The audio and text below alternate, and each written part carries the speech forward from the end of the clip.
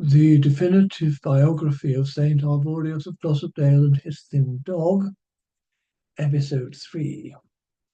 The infancy of Arborius. How and why the infant Arborius came to be dangling from a tree is not clear. Iconicus construes the legend as an oblique reference to the unwise career move of Eve and subsequently Adam some years earlier.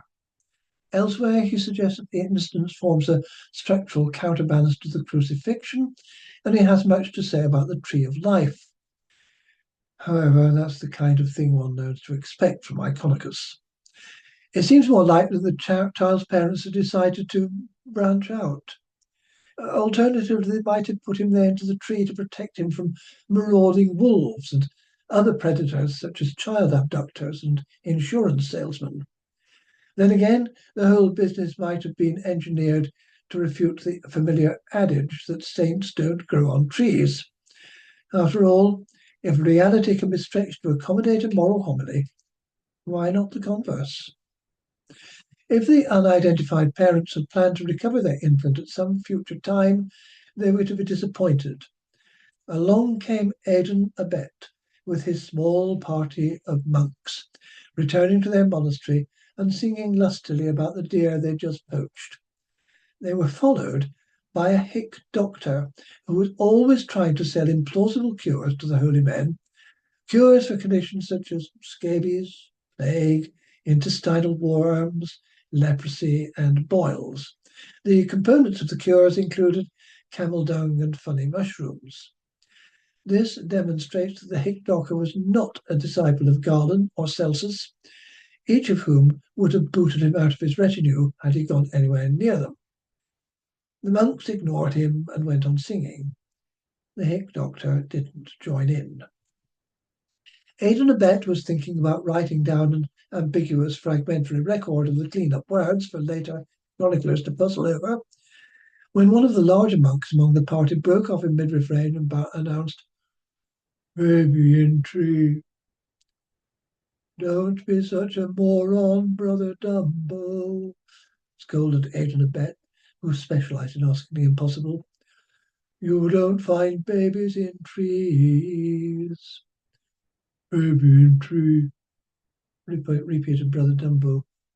"Baby crying." Then, more obscurely, he added, "Dog." Brother Peregrinator, who had dealt with a substantial number of babies, suggested the baby was crying because it was hungry.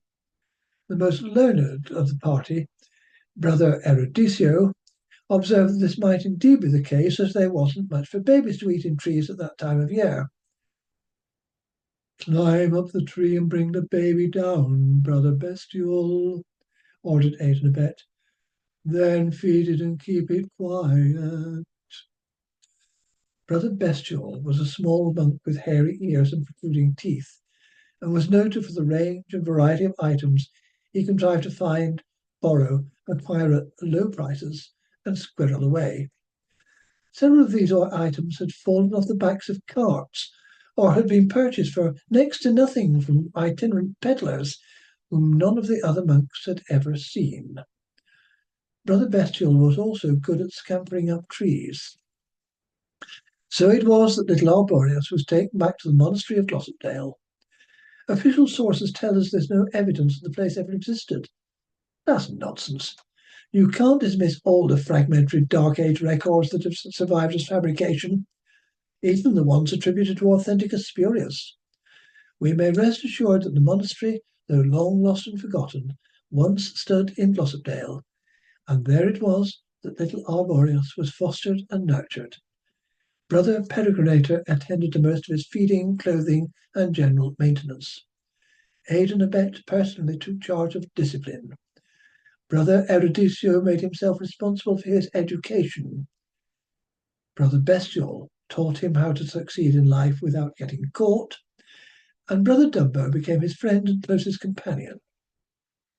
Under their collective guidance, Arborius grew up to become first a novice, and then a fully fledged monk of Glossopdale, Brother Arborius, a monk like any other.